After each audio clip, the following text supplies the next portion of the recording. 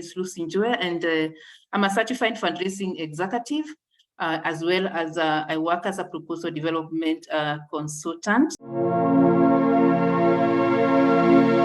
The objective for the course is to empower nonprofit founders and fundraisers with comprehensive strategies and innovative approaches to fundraising, and to move beyond the traditional belief that proposal writing is called fundraising success. Like I said, I have been working a lot on proposal writing, and along the way, I realized there was also a lot of belief that when you start your nonprofit, what you really needed to have, or the skill that was most important, was proposal writing. I definitely agree proposal writing is a very core skill that we all need, but then it's not the only skill that we need in fundraising, and that's why I'm hoping to expand, our knowledge base based on the interactions I've had with you, to just get to learn more and more about fundraising, and to be more comprehensive when we approach fundraising in a very comprehensive manner. So day one, we are going to be focusing a lot on the core fundraising tenants. Actually, that would be the key focus. But before we get to the core fundraising tenants, we are going to be looking also at some of the perspectives, some of the things that shape our beliefs as far as fundraising is concerned, and that can be limiting us to be good at our fundraising work. Some things that we may not realize, but some of the beliefs that we have that may be inhibiting us from actually, achieving our potential and unlocking our potential as fundraising people or as nonprofits. So again, looking at the core fundraising tenants here is basically the foundation of your fundraising. Before we can get to that point of asking someone to give you money, what must you have in place? And I really want to really challenge us to strengthen our fundraising infrastructure if we want to be successful. We are told that first we must really plan well if we want to be successful in everything that we want to do. And that's what I'm going to be really trying to focus on today, the bit of planning and putting in place the foundations, so that then we can be able to apply the practical fundraising strategies that we need to be also applying. And in day 2, which is tomorrow, we are going to be having a guest from TWI Fund, for those who know you, and I don't think she has been able to join us. She said she's running late, but I know she will probably be joining us in the course of this training. And if not, she will be with us tomorrow, and she will be sharing with us innovative fundraising strategies that we can apply. So very practical ideas that we can use. They have been in this environment for quite some time, supporting nonprofits, and I'm already excited at this training and what we'll be able to achieve. So to just help me and help us to really focus, I don't want to use jargon, fundraising jargon, but basically to give us a structure of our framework. Like, you always need kind of a framework that helps you to take some steps from one step to another. And so the question for me, or the questions that I really hope that we're able to answer by the end of these 2 days, one is us appreciating who we are as fundraisers. What does it really mean to be a fundraiser? And who is a fundraiser? What are their responsibilities? In a very brief way, that will be our starting point. Then what do we want to achieve as nonprofit in as far as fundraising is concerned? And then who do we know that we have linkages with, is interested, and the ability to fund us in our work? And basically that is what we call donor mapping, is what donor mapping is all about. Who do you know? Who can help you? Then we go to the next step of finding out, once we identify who is this that can help us, we want to see how then do we attract them to fund our work, because if we are going to achieve our mission, then we need to be funded. I think that's the reality that we have to deal with. And then we need to think through and see how do we get the donors to support our work in a long-term manner, not just one-off. The key to fundraising is actually retaining your donors as much as possible.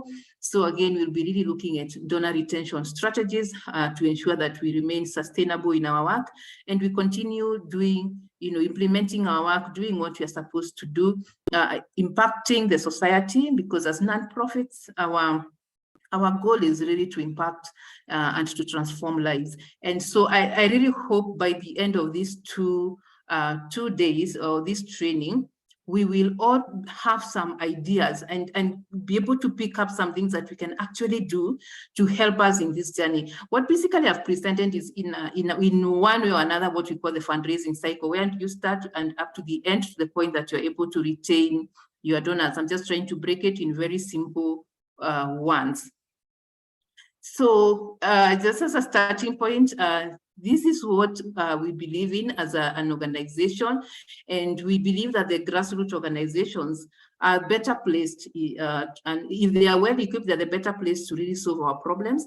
And that's where we really want to equip them with the tools, with the knowledge, with the skills, which is our goal, to really empower nonprofits with the knowledge and the social skills that they need, so that then we can have transformed societies, because we know that the community needs are many. And as much as we have, many organizations, international organizations, big organizations, I think at the end of the day, we need to appreciate we are the people who are going to solve our problems at the community level. The big organizations are very important. We respect them. And actually, for me, I see us seeing how we can work with them better, so that these funds can be able to trickle down to us through them, because we do appreciate their role as well.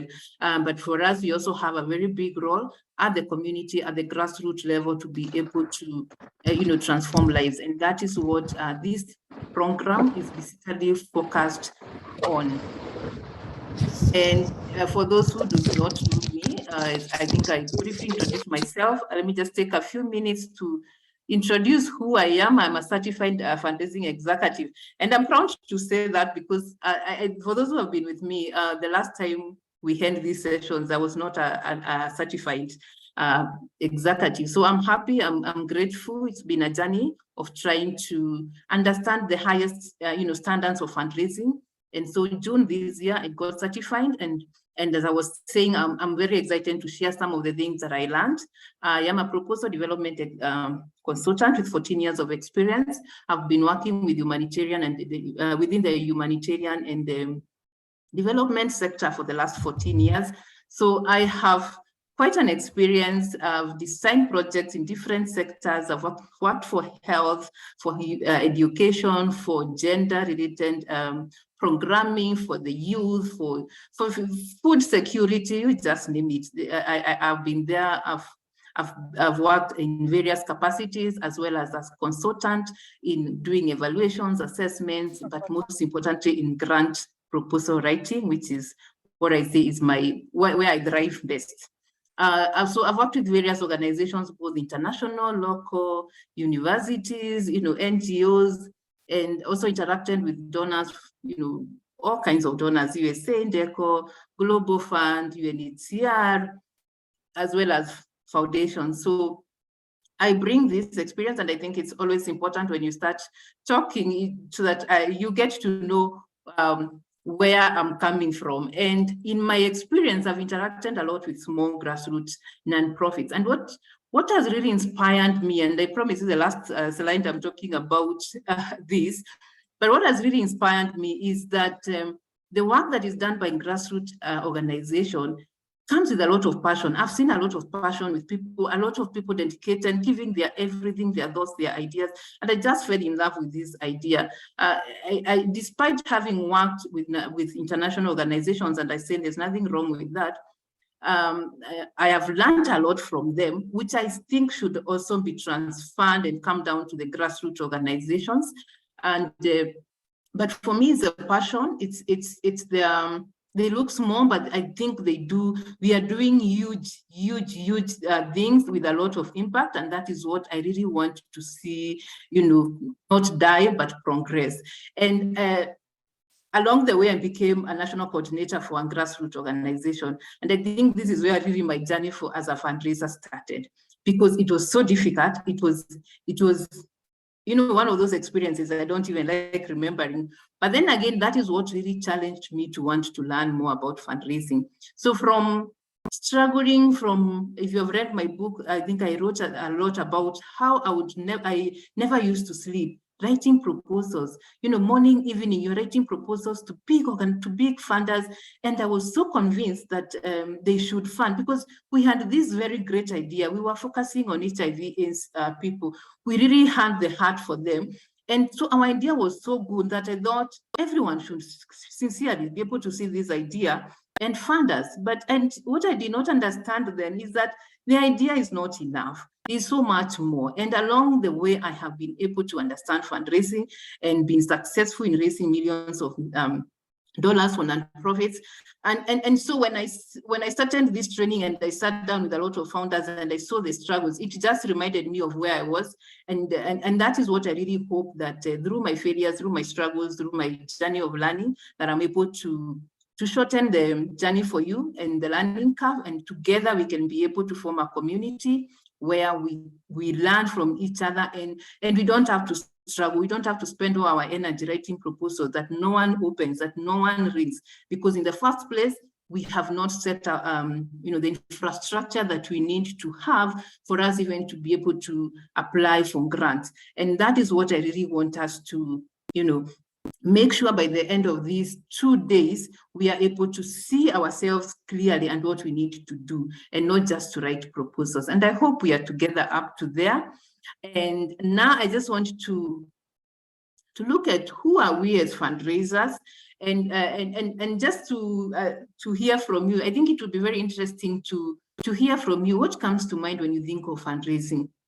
For me, I know it was proposal writing. A few years ago, if you talked of fundraising, what came to my mind was how to write a proposal.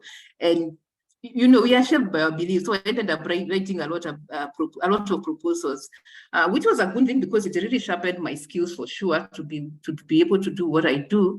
But then again, for a grassroots organization which is starting, that may not be the best approach. It really depends on your level. So just want to hear from the chat, anything that you can share with us as we go along. What are some of your beliefs? What comes to mind actually when you think of fundraising?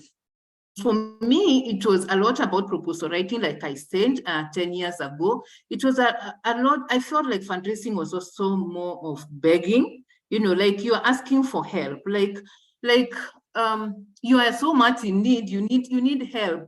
So there was that feeling like you're the inferior person and you're going to a superior person, in this case, who is the donor. So you are the inferior person. So there was that feeling. There was a feeling of it's all about securing financial resources, which I think it's a belief I've seen a lot among people, and something that limits us at times. Because when we focus so much on the finances, we're just thinking, all I want is money. We need to look at fundraising in a broader perspective. So for those who still are in this level of belief, we need to change this perspective. It's not just about securing the financial resources. There's the money, there are the volunteers involved, there's time. There's a lot that goes around fundraising.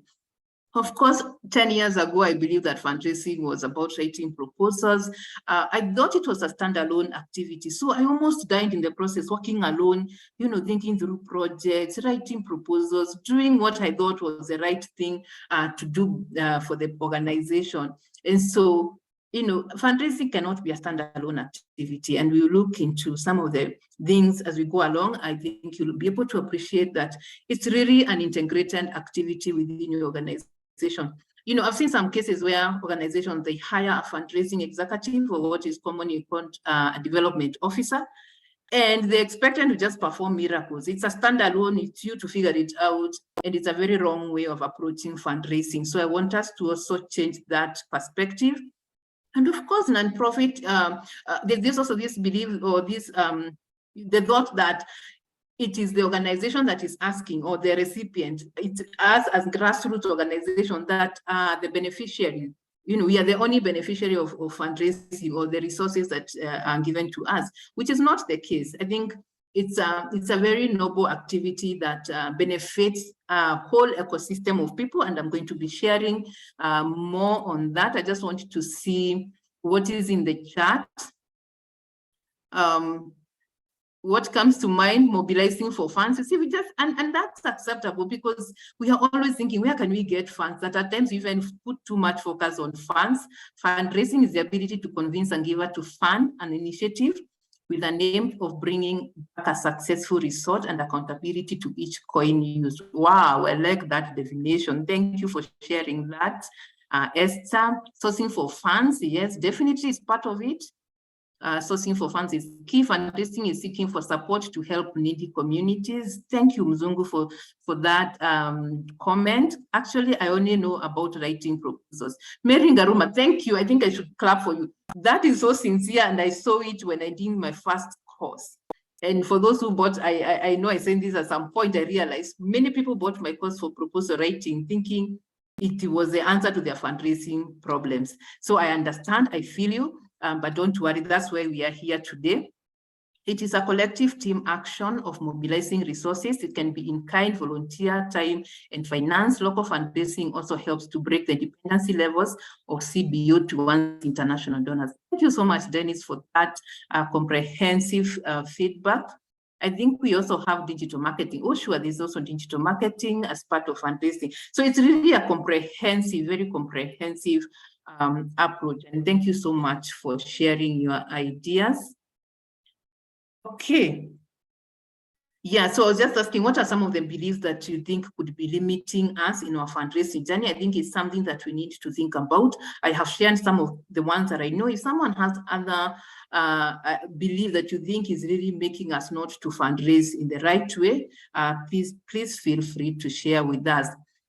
But, you know, 10 years later or many years of experience and working in this field, I've come to realize that, or rather, there are some perspectives that are important that we need to, first of all, have in order to have a successful fundraising journey. And that one is that fundraising is valuable to both the nonprofit as well as the donor. So it's not that you are begging, because at the end of the day, you're benefiting your organization as well as benefiting, you know, your donors. And how does this happen? You see, as a nonprofit, you have a mission, you have a cause, you are addressing community needs. You have impact at the society level. You know, through your programs, there's a lot of impact. There's positive change, sustainability. So fundraising is actually what helps you to achieve this, to address the community needs, to have impact, to have that positive change, to enhance your credibility as a nonprofit. So if you are a fundraiser, because again, if you have not raised any funds, if you can't show, you know, you don't have a portfolio, like I keep saying, if you don't have a portfolio, it's very hard for you to fundraise. And I think that is true. So for startups, it becomes a bit hard, and you have to be very innovative in how you go about it. But at the end of the day, it's only through fundraising that you're able to, you may be able to achieve some of these things and keep you, you know, going and being more credible, because the more money you raise, the more you become credible. You know, it's like a step. You raise 50 bob today, that helps you to raise 100, that 100 helps you to raise 150. So it's a process. And so it's a process that you have to think through how to go about it, and it enhances actually your credibility. On the other hand, one of the things that we need to realize is that for donors, it gives them a sense of fulfillment. It helps donors to be meaningful, and you know, in what they are also doing. And I just want to give, when you give generally, as any individual, whether you're an individual, whether it's a corporate, when you give, you feel good. And when you, as a fundraiser, when you have that in mind, it helps you to pursue your work better, because you know you're helping people to actually, you know, experience the joy of giving, if I would put it that way. There's a joy that comes with giving. There's joy when you see what your money has done for others, how it has, you know, changed other people's lives, how it brought, you know, some kind of transformation. And so as a fundraiser, that is what we need to be helping people to realize, that yes, you are donating, but remember, it's something fulfilling. It's something that helps you. So as a fundraiser, your role is actually to help people to enjoy to enjoy giving, to realize there's joy in giving, and you know, to make them realize they're actually contributing to something that is bigger than them. And actually, by the end of the day, even when you have given, you feel good. And I think that's the reality of life. You feel good. So it's something that by you not fundraising, you're also not giving the society that opportunity, or people that opportunity to be able to participate in the good in the society. For corporate donors, we all know that by inviting them to support your work, you are enhancing their corporate social responsibility initiatives, you are influencing their reputation and their brand image. And that's why they want to also participate in non-profit work. And so basically what I'm saying, we should not shy away, because I feel like from my interaction, fundraisers at times we feel like we are disturbing the corporates. But actually, if you go with the attitude, with the perspective that I'm actually helping you to enhance your, your work, I'm actually going to help you to have a better image in the society. As long as you coin something that is of help to them. So of course, beyond the image, for example, depending on the corporates, you always say you have to think, what are they selling? How can you help them also achieve their goals? So it's a win-win situation. And so that feeling of like you're begging, it's something that you need to kick out of your mind if you want to be successful. You have to be a proud fundraiser and go with the heart of, I'm actually here to help you to participate in doing good. And I see there are a few comments on the chat. Fundraising is getting a financier to help one resolve a felt need in a community. Exactly. It's all about looking at it as addressing a felt need. So don't look at yourself like a beggar, but you're helping people to actually address a need. I need pointers on how to get funds from community response solutions from corporate companies. I think we'll be dealing in terms of the key specific strategies. We'll be addressing that as we go along. As I said, for now, I'm just giving foundations for those, especially for startups and for those who may not have been in the fundraising journey for long, to get the right perspectives so that then we're able to move together in the right direction. The other bit that I see even big organizations struggling with is that fundraising is an integral part of the organization's culture and operations. So it cuts across every organization. And here, I guess, as nonprofits, my message to you is need to create a giving culture, a culture of giving across all your stakeholders. When you work within an organization, as much as you are raising funds, we also need to be able to make everyone within organizations to appreciate that we all need to give. In fact, in fundraising, we say your board members should be the number one people to give. It doesn't matter how much they are giving, but they should give should give something. The people that work for you, your staff, you should need to think how you can come up with a program, no matter how small it is, that helps them to also appreciate fundraising.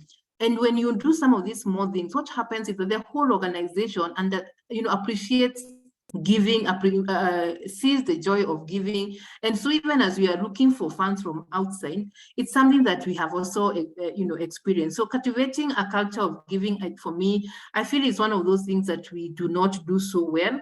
And it doesn't have to be a huge program. You could be running programs which are funded by different donors, maybe through grants, but within your organization, it would be nice to have something that you do, even if it's maybe over Easter, or even if it's over a Christmas holiday, or whichever way you look at it, but integrate it as part of the organization and let everyone participate. Let your staff contribute whatever they can, whether it's in terms of money, but make it a special event that really promotes the culture of giving. And that's one thing that I've been feeling it's missed out in many organizations and many nonprofits. But also, it makes the people also be more supportive in fundraising activities. Remember, fundraising, like I say, it's a shared responsibility. You may have a development officer, depending on the level of your organization. Others do not have, maybe you're the only founder, you're looking for resources. But then you have to work with your whole team, your board members need to be involved. You can also think of getting a few people as volunteers if you're alone to work with you. And so the idea is looking at it as a wholesome, not wholesome, but as something that needs to be done by everyone and not by one office. And it's because even, for example, if you're a big organization, you have a program department, a department which is implementing the programmatic team. When they are out there implementing, they need to be also carrying that vision. They need to the image of the organization, because all these things contribute to fundraising, ensuring that you're doing impactful work, that you are achieving your results, you're meeting your objectives. All these things done by every department is what you're going to use. For example, we say storytelling is a very powerful thing, but then you say you need everyone. You need the marketing department, for example, to help you, or a different department to help you with that marketing, to help you maybe with coming up with those videos. So when you create that culture, and I think it's very important that everyone sees their role in fundraising within your organization, it makes it better so that everyone is part of it. And above that, they are also participating in giving and reaching, the community members. Then we create a culture of giving that I think works well for everyone. And so just to finalize on that, we say that fundraising is a noble responsibility, and there's joy in fundraising and in giving. And it's up to us as nonprofits to promote this agenda. And so that, because if the society also gets this agenda, even within our country, for example, in Kenya, there's a lot of dependency, like someone said on the chat, on foreign or the outside world. But it's a culture. If we develop, probably all our organizations, we will be able to get some good level of funding that can sustain us for day-to-day running of our organizations. So those are the perspectives I really wanted to share with you. Someone says in the chat that corporate social responsibility is really challenging. How do you reach out and convince the private companies? Now, the private companies, if I may, just so that I don't forget, when it comes to corporate social responsibility, like I'm saying, one, you need to realize that when for this organization that you're targeting, you're actually also helping them. So you also need to educate them in the first place that it is for their own good that they need to, work with you, because you're going to be building also their brand. They will have something they can write about, something that touches the community. They can put it in their websites and all that, and help them in their marketing. So the key thing in corporate, in the corporates, and anyone else with an idea, I'm not an expert, I'm just sharing what I know. I'm sure there are people here probably who have good experiences. But what I know about corporates is that you need to think about how you're going to help them achieve their objectives. So one of the things you need to think around, how can you market their product? So if they are supporting you, it's a win-win situation. It has to be, for them, it has to be a win-win situation. If they're going to support your agenda, you have to show them clearly how they are going to benefit. So like maybe, for example, you want to approach, say, an insurance company. So the question you'll be asking, how can you promote maybe they're doing insurance for cars. How can you promote their work? And for example, I remember one time we did a proposal to an insurance company. That's what has come to mind. And what we did, we wanted them to fund, so it's an organization that does a lot of life skills training. So what we did was to approach this organization, but I also tell you how you approach them as you go along the way, because you just don't approach everyone. But the idea is you approach them, you tell them, we would want you to fund us, to train, but we looked, because we were focusing on we wanted to train the matatu industry, the drivers, the conductors, and that on life skills to promote a better culture among them. So the insurance company was a good target, because what they came to, as they are funding us for us to reach out, train their people on life skills, we are also helping them to reduce the accidents, because we want, better order within that industry. So we had to package it in a way that they see, you'll come to this forum, you're going to advertise your services, and these are your people anyway. These are the people who buy from you, the owners of the cars, the drivers. So we had different trainings for different sectors. So they saw the sense in it, because when they come, they will sell their products, their insurance, will be known. And then on top of that, we made them see there will not be so many claims. So you really have to, of course, you need to have some linkages with them, and they have to show the interest.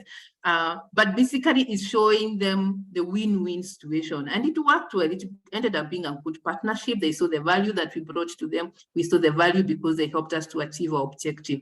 So not unless someone else has an experience.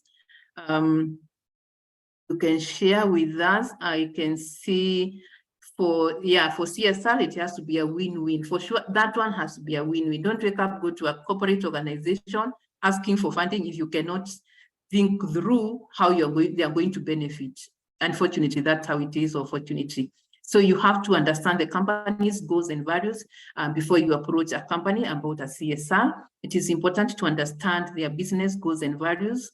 What are they trying to achieve?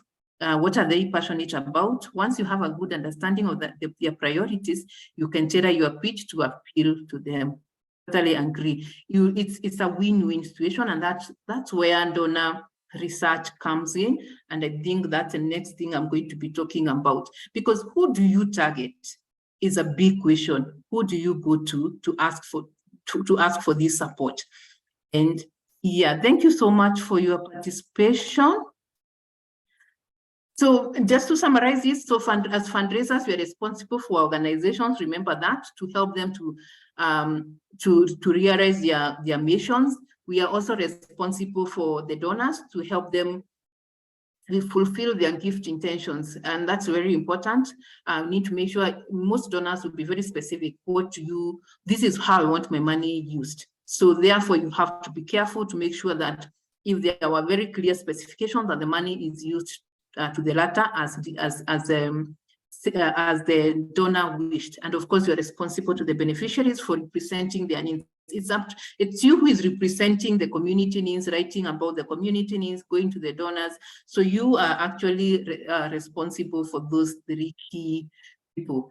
So as a takeaway, it's important that we evaluate some of the things that could be some of the perspectives. We just evaluate ourselves as an organization, and most importantly, to make sure that everyone within your organization has the right perspective of fundraising, so that you work as a team and you embrace fundraising as a noble responsibility that everyone needs to see their role and to participate in. And that's how I would summarize this first component on mindset. Okay, so I think next session we'll be talking of, now where do we move from here? Now we have the right perspectives. Where do we want to go? Or what I call the tenants, or the key, and this bit I'll be a bit fast, but the key things that first you need to have, which I think probably many of us already have some of these things, so I'll not be going so much into the details, but it is important. It is important to ensure that you have, especially for nonprofits. So the first thing, of course, is to have a mission. I want to believe everyone, as a nonprofit, you have a mission. But just to say that many of us have missions that we really do not think much about. And we at times, it's not that we don't care about, but then it's there because it's a requirement, because it's said it's a mission. But I just want us to embrace our missions and to always want to be guided by our missions, and to make sure that everyone within our organization understands our mission. I think that is very key. And as you know, the mission basically speaks to the why we exist and why this is important. If you have been listening to me, I keep saying donors fund why. Donors don't fund what. Donors don't want to, they are really not concerned about your it is your why that they want. So you have to answer that question very clearly. Why do you do what you do? Why are you feeding those children if that is what you do? Why are you focusing on women empowerment? It's the why. If you can answer why clearly to any donor, they will fund you. Most of them, if of course all other factors held constant, but why is key in your proposals, in everything you do. Your why must always be very clear. But the problem is that we tend to focus on what we want to do more than the why. So the why is the mission is, we want to show our values. We care. We believe in these. We value this. We value education. We want to bring out that value. Like our mission is to see that, or we believe that, for example, all girls should be given an opportunity to go to school. It's a bigger cause. It's high level. It's what guides you. it is your belief, and it's something that everyone should be very passionate about. And once you have a clear mission, then you can set your goals, what you want to do to achieve your mission. And of course, also having a strategic plan. I won't go into the details of this. It's important because then strategic plan helps you to know where you are going to, where like in the next 5 years, what do you want to have achieved? You know, mission is always guiding you. The mission may be there for a long time, but your strategic plan, every 3-4 years or 5, things keep changing. Right now, we are all talking about AI, so you need to be already thinking, how do I use AI? So strategic plan is important, as we know the importance of planning. Now, the thing is, if you're a small a nonprofit, it doesn't have to be written in this very well documented, a nice document that is very attractive. If you can, that is good. But don't limit yourself if you do not have those resources. What is key here is where you are going. Your plan for the next 5 years or your plan for the next 4 years is to have that plan, whether it's written on a one-pager or something. I just want to encourage you to just think. You cannot be successful, especially if you're starting off, or even if you're not starting, you won't be successful. And we think we all know that. So a strategic plan is an important fundraising tool. Why do we say it's an important fundraising tool? Because when I know where I want to go, then if I know that in the next 3 years, I want to make sure I've reached 5,000 girls, then that is going to help me, in my fundraising work, to put plans, just like any other plan, any goal you want to achieve. When you break it and you plan for it and and it is written all over in your office, you can see it's visible, everyone is aware of it, chances are you're going to act on it. Chances are that everyone in your organization is going to put all their effort towards achieving that specific goal. So it's important to have some of these things written down, your mission, your goals, your strategic plan, and if possible, put somewhere, because they actually are very helpful in your fundraising. And most of the fundraising organizations that are very successful, they're very clear on what they want to achieve. But when you're not clear, I think it's standard. You never get somewhere. You just know that my work is to help the needy children, and you have no clarity how many, what, from where, chances are you not go far. So I just wanted to encourage. At times you think it's too much documentation, but imagine it's very important. So yes, funders fund why. I cannot overemphasize that. I have said that so many times. So let's focus on, whenever we are raising resources, let's focus on the why. And it's what you do, is your cause, it's your mission that will actually gives you the legitimate to go out there and ask for funding. That is it's because you're addressing a community need that people are going to fund you, or that funders are going to fund you. So I think, yeah, we can finalize on that. But there's something that I just also wanted to mention, that we call the case for support, or your concept, what you do. Again, it's important that you have this documentation as a key tenant, understanding what you really want to achieve, articulating the needs in the society that you are going to be addressing, articulating why you deserve to be funded, writing down how you are different, what is different about your organization, why you should be funded, having a very persuasive language. And basically what I'm trying to say is, even before you start going out, you need to have written down what we call like a concept, like a case for support. Why should you be supported? So we started with you having your mission. Of course, the case for support will have now your mission, your objectives, your goals, why it's important, what is the problem you're addressing, how do you intend to address it. So having that for startup nonprofits especially is very important, because that guides you also your fundraising. You know exactly what you want. And so I really want to also encourage you to just have a concept. It doesn't need to be comprehensive. It doesn't have to be very detailed, but that plan is very important for you to understand what exactly it is that, you are doing. So basically the case for support, in summary, which we say actually is the most important document in fundraising, interestingly, yet I know when you ask many organizations, they don't have, but basically it writes, like I said, have a clear mission, your goal, your objectives, your strategies, your target audience. Who do you target?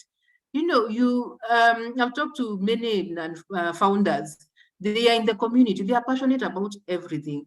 And I understand their needs are many in the community. But again, you cannot be addressing the elderly, you're addressing the vulnerable children, you're addressing the teenagers. Depending on if you are big enough to do that, well and good, but especially for grassroots as you're starting, you need to be specific. You need to grow one program to a point that now you can start another one, but you need to be specific. You need to be focused. Don't get lost in the passion. It's important, but then you're going to get overwhelmed. You're going to just lose it. So having a clear target audience is always important. Clearly articulating your impact, your delivery approach, how exactly do you reach your community members, the basics, and of course your budget is important. You should have an annual budget, and I know I've seen many people who do not value the budget, but it's important to have a basic budget because it also helps you to know what you need to remain afloat.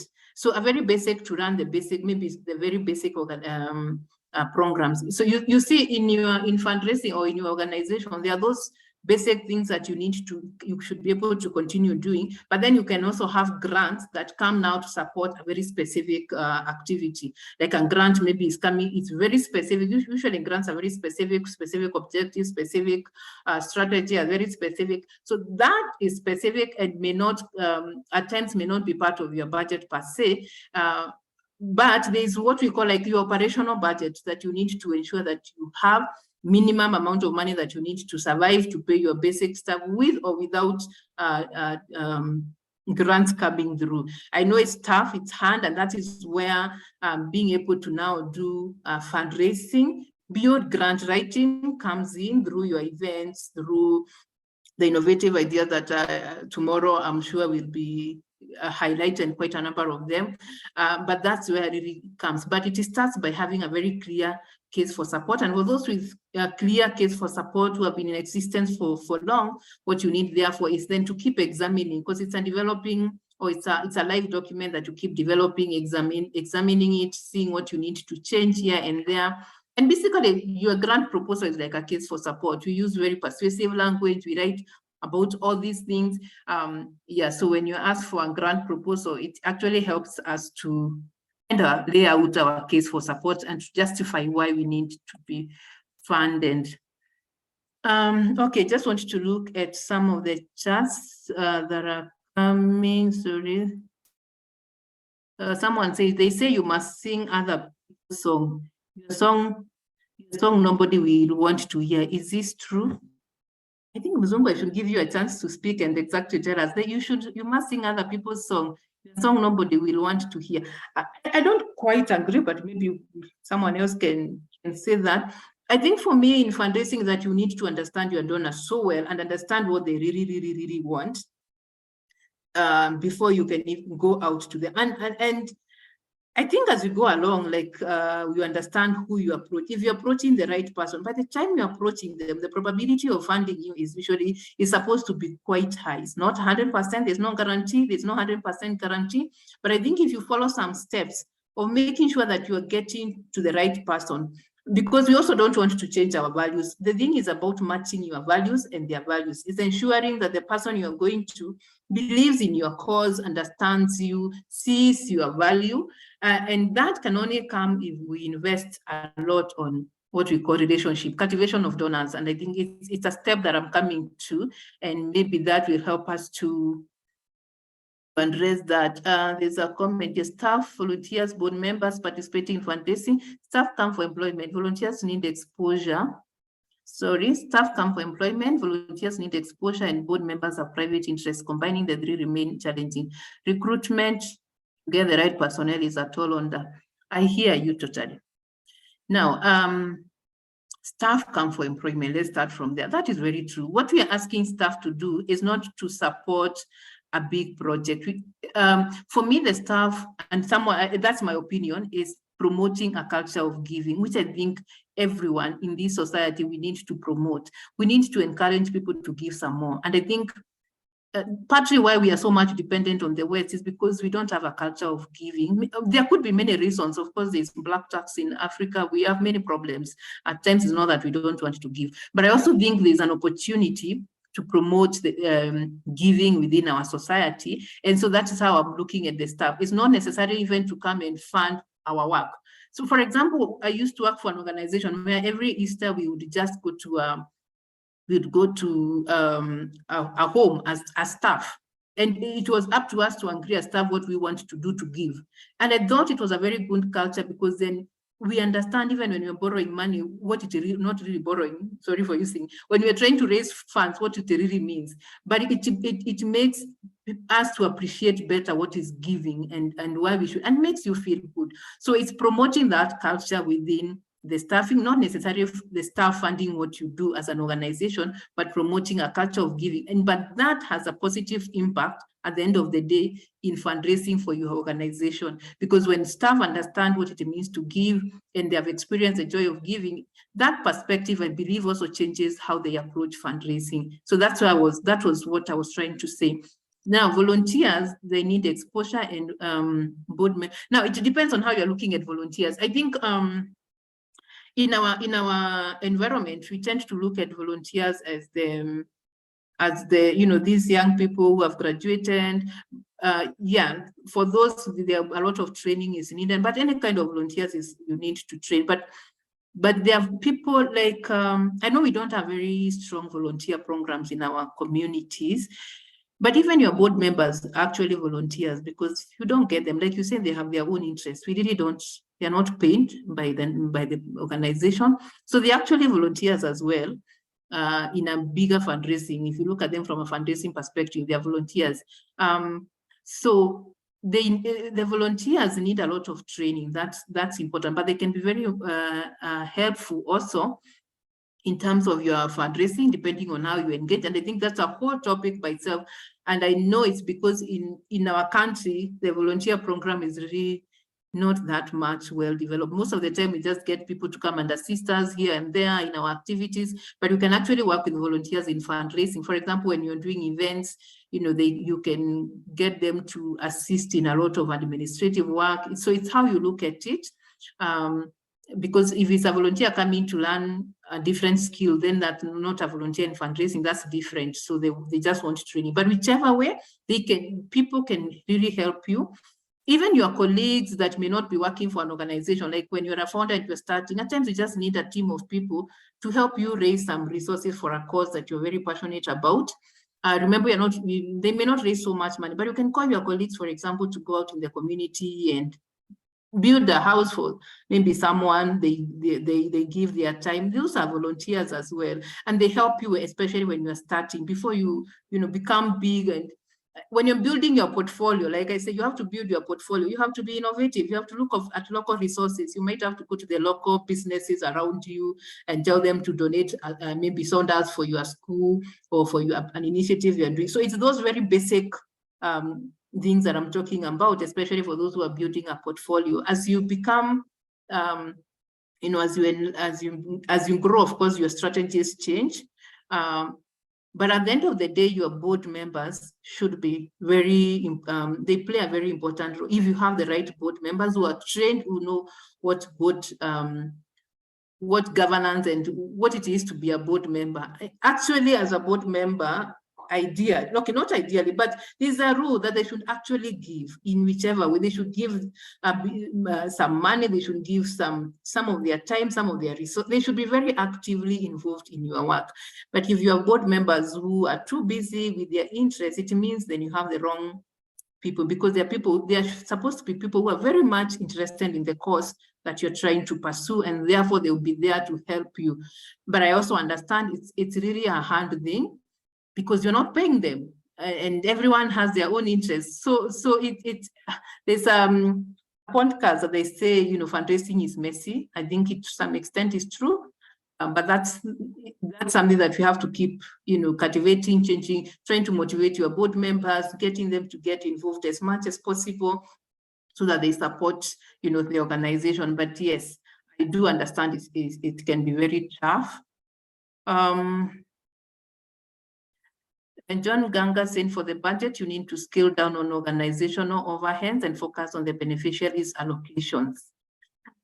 John, I hear you totally. This is a conversation that has been going on out within the donor funding environment. The need to cut down on your overheads.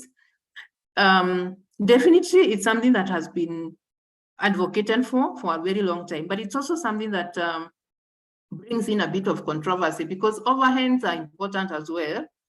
So you must have a good balance so that you do not also suffer, because if everything goes to the beneficiaries, I appreciate your comment. I'm just saying it can also be taken extreme. We've had extreme cases, an organization can actually collapse because you have no overhead, you have no money to even pay your rent. So it becomes very difficult. And so it's a conversation that is going on within the fundraising arena. What is acceptable as overhead? But at least we are getting to a point where we are agreeing overheads are important. I think there are some donors who will say that they're not going to pay for overhead. Then the question has been, then how do we run this? How do you expect this money, the implementation to take place without overheads? It's part and parcel of programming. And so, yeah, it's a conversation, but definitely, of course, if you want to survive, you want to keep them to the bare minimum. But again, you have to be careful not to hurt your organization, because you also need to grow, and overheads are part of the conversation. And I believe in the near future, it's going to be even better. I think that conversation is going on to make sure that people are not punished. I mean, we need overheads as well to be able to operate our non-profits. Someone said, thank you for the tips. I started Wheels of Hope CBO in 2020 when Kilifi County was hit by a high rate of teenage pregnancy. We got support from well-wishers, and Churchill donated our first few baby center where teenage moms bring their kids and go to school. We were not salaried, and so most volunteers left. Our work was in media. We closed the center. I want to revive, but this time with staff and salaries by supporting 20 girls only. Do I tell donors that we are currently closed as I plan to hike Mount? Okay, I think, who is this? Esther, I think we'll have a conversation beyond that, just so that we continue moving. I see your case is very interesting. That's a risk. That's a risk of not having overheads. We have very good ideas, passionate. Yes, it's funded, but then we are not able to operate. And that is a conversation that it needs to keep going to make also donors appreciate that we need overhead as non-profits. All right. I think we can continue from there. Now, so where we started with the mindset. I just want to make sure that we are together with the mindset. Then we have moved to see what we need to put in place. So now let's assume we have the right mindset. Now we have put in place, we have our mission clear, we know our goals, we know what we want to achieve, we have that clarity. So the next question we are going to ask ourselves is, now, who do we go to? Now we are very clear what we want to achieve, or we have always been clear what we want to do. So who do we go to? Who are the right people that we should be going to? And this is what I want us to do. Sorry, this was supposed to be your assignment. I think there was Andy Sonda there. I seem to be having a problem. Just a moment. I'm not sure what happened with my slides. Yes, I think this is where I'm supposed to be. So we want now, the next step is to develop a list of potential donors. So I'm just taking you through the cycle in short. So once we know what we want, the next step, we want to develop a list of prospects the people that we think can fund our work. So the question is, how do we identify these people? Now, what you need to realize is that first, the donors that you have, or the people that you have, are the most important donors, and they are actually the number one prospects that you should always retain in your organization. Anyone who has ever donated to your organization is your number one prospect. They should always be in your list of prospects. Why? Because someone may ask, they're already donors. But you see, what happens in fundraising, you must always think of how you can move your donor from one level to another. If someone gave you 100 shillings today, what you need to be thinking about is how you can make them give you 200 next year. Then you have to also work very hard to see how they can give you 400 in the following. So they remain your prospects. So that's the number one thing that we tend to forget. Acquiring donors is very expensive. And therefore, retaining them is actually the easier option. And when I talk of donors here, I know we tend to think of institutional donors, the corporate, the funding agencies, the international NGOs that tend to fund. But I want us to also open our thinking, our minds, as nonprofits, as grassroots organizations. Like I'm saying, I really want to. Maybe I'm almost trying to create a movement here of givers. But what I see is in our communities, at times we do not appreciate the simple people who give their time, people who come and, for example, if you have children, buy for them lunch one day.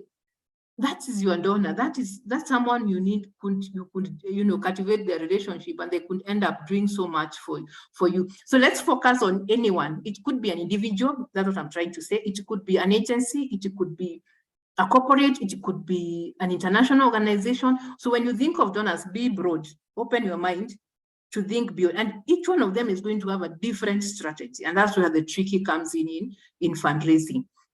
It's going to have a different strategy. You're not going to apply. There are those general things you do, but then they have different ways of reaching them.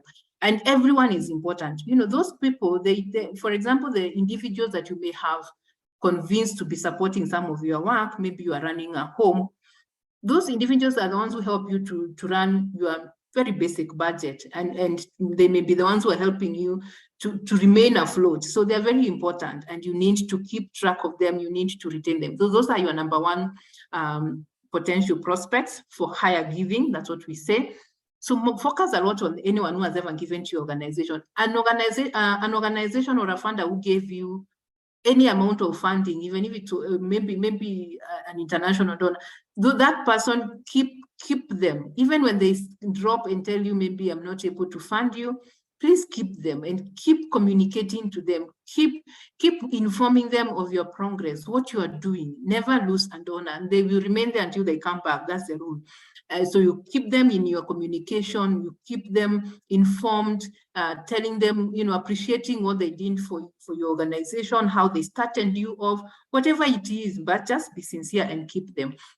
But now, there are things that we need to remember that needs to help us to reach out to other people. The people you reach out with your fundraising, or you want to target for your fundraising, you must be able to determine that you have these three aspects. You have a linkage with them.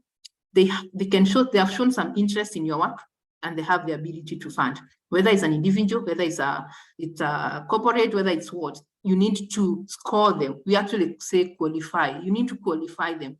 So it's like you want to narrow down to people who are likely to fund you as much as possible. So you want to ask yourself, what is the linkage? What linkage do I have with these people? And this is where you need your board. You need to call your board to sit down there and let us look at who do you know? Which corporate do you have any linkages with? Maybe my brother works somewhere. That linkage, that exercise is very important. Maybe it's a hospital. This person, you're offering whatever service you're offering. Maybe let's even talk of that orphanage. That person used to be in that orphanage, has now grown, has become successful. That person has a very clear linkage with the organization, and that is a potential donor. And you need to develop a list using very comprehensively. Don't what I'm trying to say is, let's not just focus on international NGOs. Let's not focus on, look within what you have. Who has a linkage? Who has received services from you? Maybe it's, this is where alumni come in, people that Take some time with your board, with your staff, with whoever it is that knows what you're doing, and try to see who you have had some linkages with. Maybe someone you fund, someone to come and access these services. So if I come to your services and I say, this so and so told me you do this, so already that so and so has some interest in what you do, trusts you, and trust is key in fundraising. Trust, it's all about actually building trust, and we'll see that as we go along. So you need to determine people with linkages.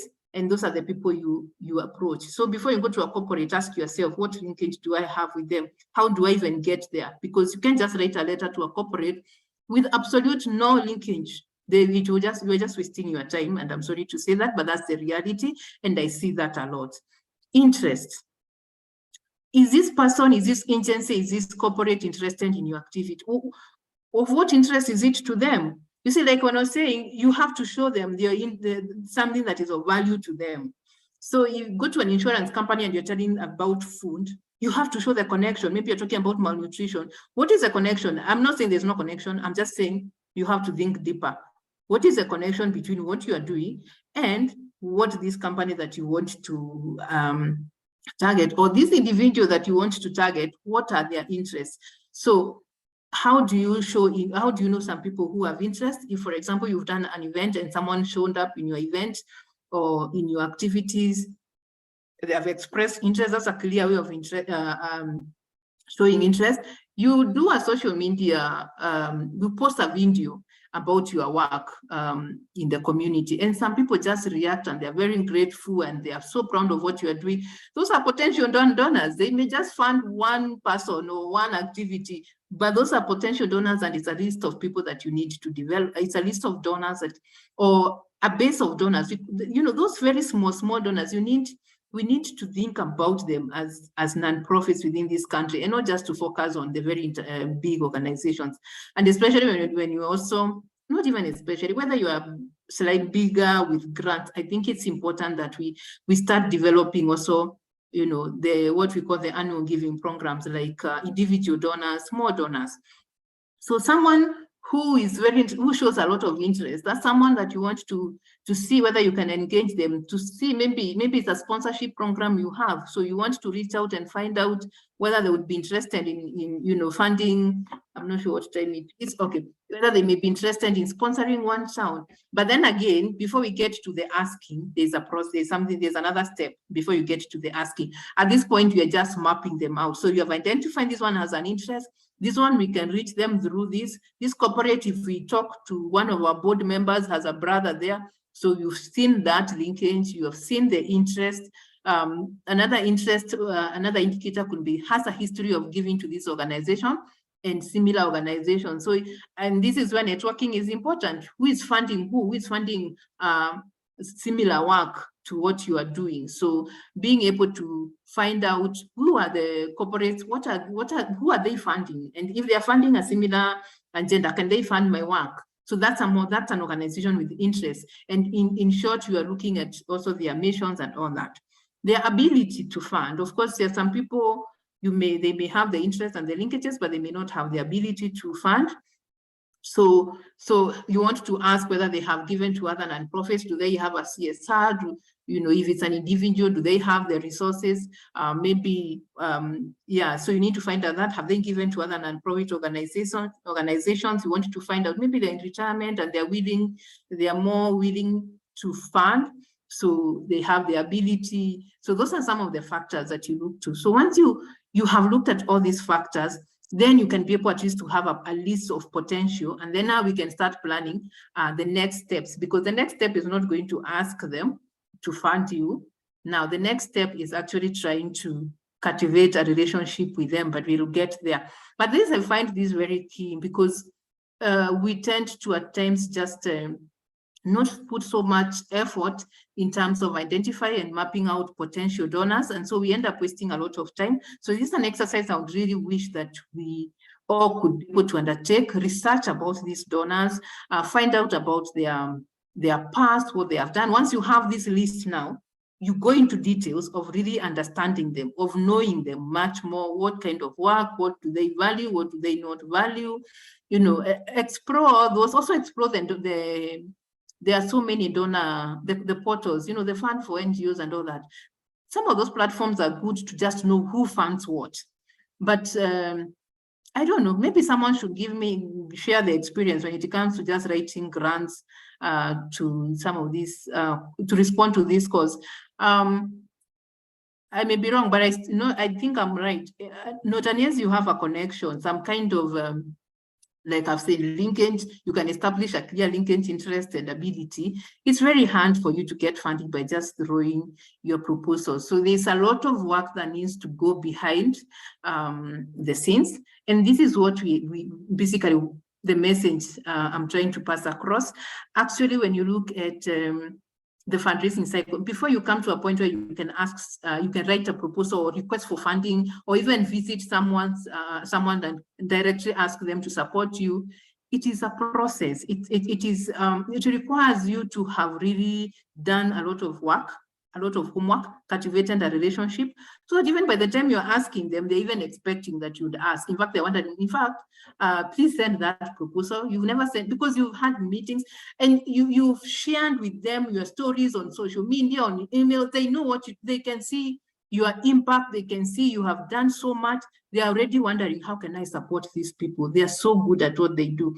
And that is the secret. It's cultivating a relationship. So you identify the people who have linkages with you, ability and interest, and then now start a journey of cultivating the relationship. And that's where we are going to. And I just want to, I think this basically I've talked about all this. Yes. So some of the strategies that you can use, I think nothing new, participating in stakeholders meetings, but let me not say nothing new. I've seen people who are never anywhere. You're a nonprofit, you don't participate in any meetings, in any events. How will you ever be known? This is where you're going to have connections, linkages, establish people with interest. So you need to go for these stakeholders meetings, for these networking events. You know, you get to meet different people, interact with them. Share your ideas, see where you connect. Like, for example, tomorrow we are going to be having TWI Fund. I just went for an event, interacted with them, and I thought, oh, these are people who would be very helpful to my community. So I invited them to come and share with us some tips, and I'm sure there will be a lot of learning that will take place from them. So networking is key, and I think that one we know, but we have to be strategic. We have to make the effort, not just to say, because you know, it's then we know what we need to do, but we do not do it. Why do we not do it? Because we do not plan for it, because we do not purpose to do it. It's not in our calendars. And there's a common saying that says, if all of us could just do what is in our to-do lists, we will all be very successful. In fact, you don't need to do anything. I don't need to tell you, just do what is in your to-do list, you'll be fine. But we have them, we know what we need to do, but we don't do it. And there are many reasons for that. We're human beings. But yeah, so we have to plan and make an effort to go for government meetings, you know, creating partnerships and collaborations. And those things, you may not see the results immediately, but you never know when they come in handy, and they do come in. And most of the time, you'll find people got funded by, or they got in a consortium because they interacted with so and so, and you didn't know when you're doing it. You were just sharing what you do. So just be passionate about what you do, and when you're passionate about what you do, you just share it. When you go for those meetings, just talk about it. You just don't know who is listening. Attend all these events as much as you can.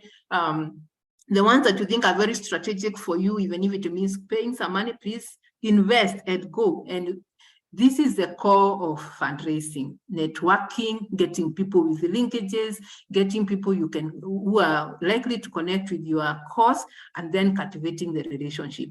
So now we have listed the people, we have seen, we have come up with a list. This just some of the portals that you can get to know funds for NGOs. I think is very common.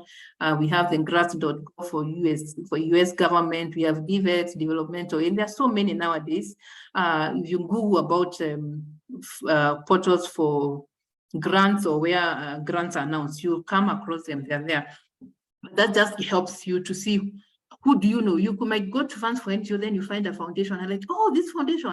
You start looking at, you see that this foundation funds what we do. Then you start thinking, so who can connect me to this organization? Not first of all, don't even write to them or anything. Just try to think, who can connect me? You know, start going for listening, your networking. You could even be asking people, look for the connection. And then once you have the connection, get to the next step. So let's move to the next step. Which is what do we do? How do, and basically this is about relationship building. I don't want us to go past 7, but I think we are not so badly off, because I also want to give you some time to just share and for us to discuss. So what do we do? This is the core of our fundraising work, building relationships. It is what you must invest a lot of your time and energy in. So once you remember, we are being very strategic. So we have our list of people, we have the connections, we know how to get them. Once we have that list, now we need to put strategies to build relationships with them.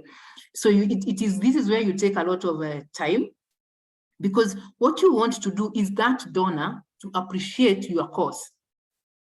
We are not going to ask for money. Please, let's not rush to asking what we call making the ask, sending proposals. We want them to appreciate what we do, because we've already studied them and we have seen these people have interest in what we do. These people, our values align. Their mission is very much aligned to our mission. Now, their objectives, their strategic plans are very much aligned to ours. And now we have a linkage. We know so and so can connect us, or we've done our homework. We have found a connection with them. We have seen they have the ability, they have been funding other people. We have seen they have a lot of interest in what we do. So now we want to be very strategic and target them in a very strategic way, building a relationship with them.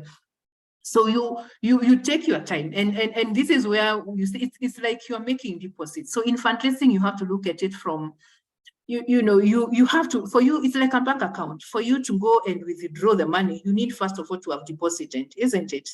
Yes, we all agree. You must first of all deposit. So your relationship building, you're building trust. Your cultivation is your deposits. It is this person that you have interacted with them, they have seen your cause, so that by the time you are asking, they are likely to listen to you. Even if they don't give you the first time, they are likely, you have to remain persistent. You don't ask once, but you calculate so that the probability of being funded is high. So create relationships with them, and here it's where now the question, a lot of strategies you will see that we call innovative fundraising strategies are actually relationship building strategies. There's nothing else, but I needed you to appreciate the whole journey, how we get to this, so that by the time you're applying these relationship building strategies, you're also applying them on the right people. So it's very important that you understand. So there are various ways of these strategies, and we'll go much more into details tomorrow. But, you've had these strategies of storytelling, having videos, doing emails, and you need to be very specific to personalize these emails. At times, of course, we do the bulk emails, but especially if you have seen this is someone who is likely to fund me, you want to make the relationship as personal as possible. You don't want to just, throw information for them to be finding out from like any other person. So you have to be strategic, and we'll get into finer details of how do we become strategic, but we're looking at even giving them personalized calls, giving them a call. At times you request for meetings depending on who they are. For example, you want maybe to meet a governor, so you've determined your linkage. Maybe through the linkage, then you call so and so, and the so and so calls. So you've seen a clear linkage, and then you have a meeting. So you can use different ways. But remember, by the time we are here, we are sharing information. We are not going to ask. We are going to share information of what we do, how we have, it's creating relationships. So by the time you're asking, we have a good relationship with the donor. So inform them how their contribution could potentially impact the lives of the beneficiaries. If we had, like you're just informing them, you're not asking, just telling them what you are planning. It will depend on of course, many circumstances. If it's a donor who has already donated to you in the past, and now you're trying to cultivate a relationship that is aimed at them giving you more. So you want to keep them, informed about how their work has been impactful, how they can, they can now, you can even reach, they can help you to reach greater impact, such kind of things. Engaging your donor, of course, is another key strategy, inviting them to participate in your work, in your workshops, just calling them to come and open, maybe, for example, you have a workshop, you recognize them, allow them to participate, to maybe open the forum. So such kind of things. Those are people, it is relationship building with your potential donors as well as the donors that are likely to, people who are likely to be your donors. So if you think maybe someone you really want to target, just invite them, even if they've never donated to you. Invite them to come see what you're doing. Let them understand your cause. Let them come and see those children. You're not even asking anything. You're just in a nice, you just try to get them involved in your work is a very key strategy in fundraising. Okay.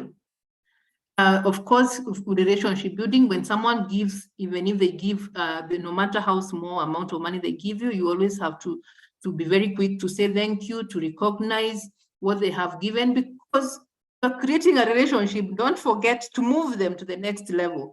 This is something you must always have. So when someone gives, they become a very serious prospect that you continue developing this relationship and cultivating this relationship, so that then they give you more and more and more. So recognize them in the reports, you know, and seek, of course, always before you recognize anyone, you want to seek their permission. You need to be sure that they are okay with the recognition. For example, don't just put someone on social media and maybe they don't like it there, or some also are people who do not like to be known they gave anything. So all these are ways of appreciating them, making sure they feel appreciated depending on what they like. And also seeking people's donors or potential donors' input in your organization. If you see someone is very interested in your work, you can also invite them to participate, to give you more ideas. We realize, we realize that you're very much interested and we think you could be of value to our organization. Would you mind joining us for a meeting where we are brainstorming about what we can do? Get ways of involving them, and always, whether it's a new donor, whether it's a prospect, getting them to really understand your cause. And this is preparing you to have a close relationship so that then you are able to move to the next stage of asking. So like I said, view it as a bank account. Before you withdraw, you need to make your deposits. And this is where I want us to spend a lot of time to rethink how we are making our deposits so that we are more successful in what we do. So thank you so much, everyone. And I just want to wish you a very good evening and see you tomorrow. Thank you.